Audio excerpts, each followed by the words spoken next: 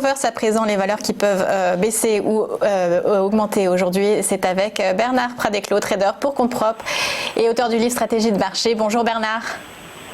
Bonjour Aude. Et on commence tout de suite avec la première valeur, LVMH qui a annoncé ses résultats il y a quelques jours.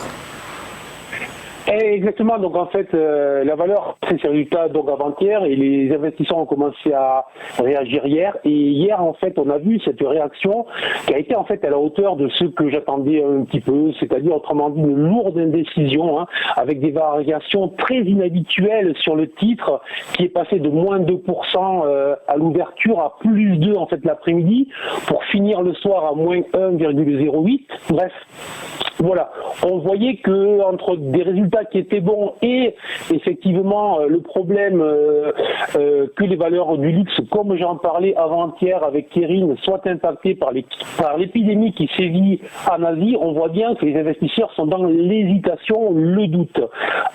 Si on ajoute à ça en fait sur la valeur une configuration de sommet qui a été réalisée le 20 janvier, et qui est donc très clairement une pierre de plus qui vient alourdir le sac, un mauvais jeu de mots des acheteurs de Louis Vuitton, évidemment tout le monde l'aura compris.